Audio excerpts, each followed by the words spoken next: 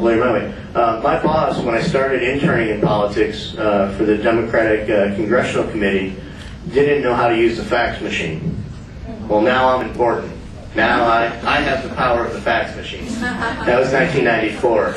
And you were looking around like, what's a fax machine? I'll explain it afterwards. Email, 1996. Cable TV. There was polling done, I'm not joking, in the United States they spent a lot of money polling to find out that people are not watching the three main channels of television. It's unbelievable that my parents don't realize I'm not watching the same channel of TV that they are. Listservs. Everybody in here knows what a listserv is, where you can email hundreds of people at one time. This is, in 2004, I knew somebody on the John Kerry campaign that was 20-some years old and couldn't figure out that the campaign manager didn't know how to set up a listserv. So that was their job, and they ended up moving up in power very quickly. Blogs. Meetup. Meetup is a concept of taking online meetings to offline meetings. So now I have politicians saying to me, well, how do you get these people to meet in a coffee shop? Well, I emailed them.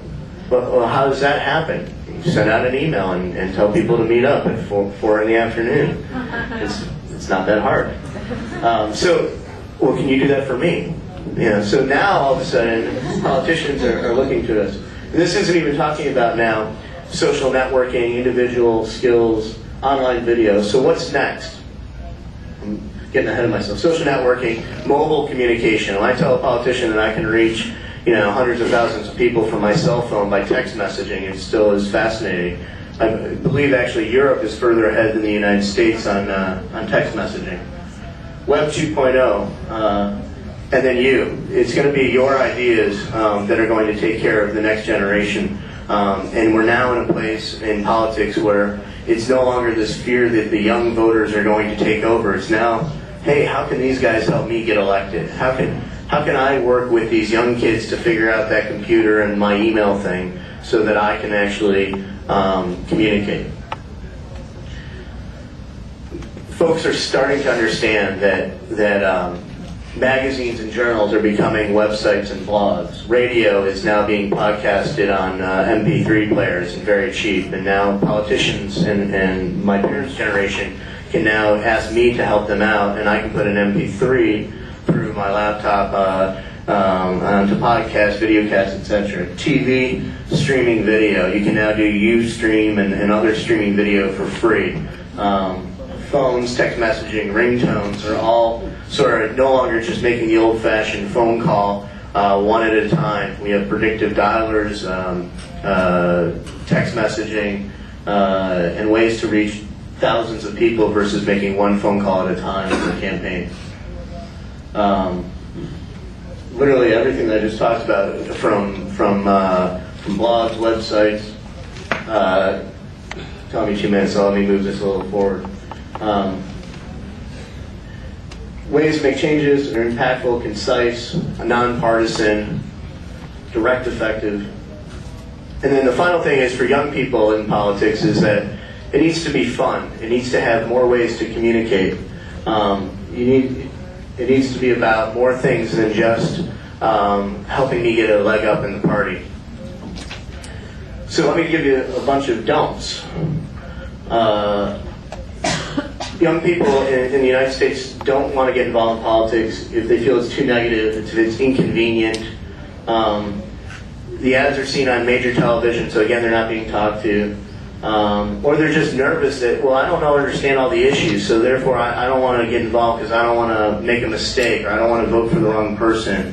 And so what's getting rid of all of that nervousness is the ability is going, well, there actually is something in for you. You do get the same thing that older folks get out of politics, which is the interpersonal connections. You can meet with your friends. You can organize locally. You can actually do these things in a fun way, so you're no longer meeting in town halls. You're now meeting at coffee shops and in your own community. A lot of politicians in America would hold meetings and reach out to young voters, but they would do it 5 miles from the campus. Well, if college kids are on the campus and they can't get the 5 miles, or they have to figure out a bus schedule and they can't get back to work, there's no connection. And so what's happened is is young people go, well, actually, we'll hold our own meetings. We're not going to wait for politicians because this country matters so much to us that we're going to just organize ourselves. Let me give you, there's two splits. I'll show them all to you, but I briefly brought this up. The splits are essentially, do you work with inside the party or do you organize on your own? And it's my generation, or Generation X, between people that are born between 1965 and 1976, we call it Generation X, and then people that are born between 1977 and 1998. The older generation looks at these things and says, well, I want to work within the party, or maybe I'll get a job in the future, I want to go to meetings, I want to be seen by political leadership. And the younger generation is actually saying, well, I'm not going to wait for somebody to invite me to a meeting. I've got the internet, and I've got email, and I've got friends. Let's just have a meeting. Let's just figure this thing out. So what's happening is they're going to try new ways, and they're not afraid to fail.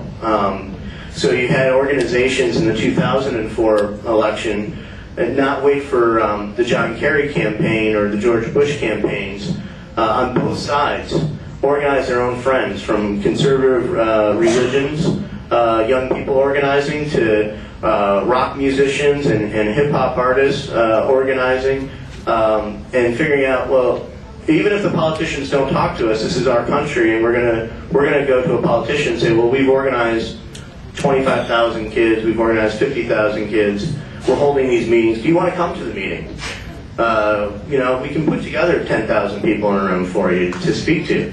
And any politician, but you have 10,000 kids that you want me to talk to, and I can get my face on camera with 10,000 young people?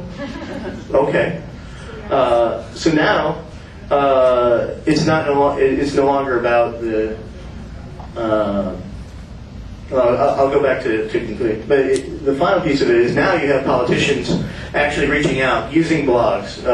There is every member of Congress now has a young voter or a web person or an email staff.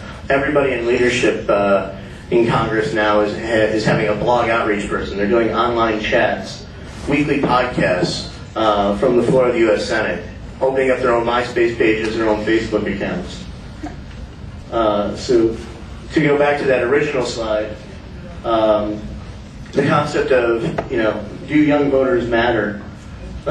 Do young voters matter? Well, with the internet and the ability to communicate and the ability to organize on our own, we are in a brand new age of opportunity that politicians and the elders are actually looking to us to help their campaigns, as well as organize and empower our own for the future of our own country. It's a very exciting time for being a young person in politics.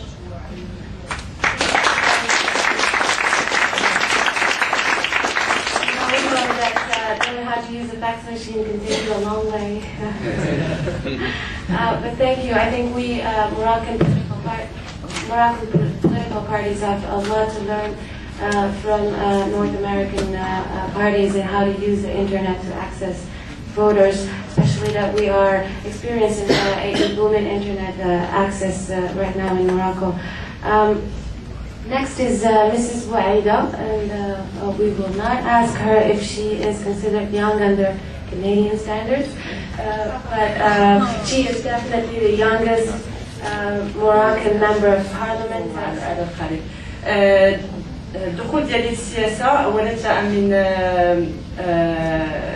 من عائلتي، لأن أنا من أصلي من الصحراء المغربية، دونك نشأت في مشكل الصحراء كجميع الصحراويين اللي تنتمناو هذا المشكل يتحل وما نبقاوش نتكلموا عليه. إذا كان فعلا الالتزام السياسي و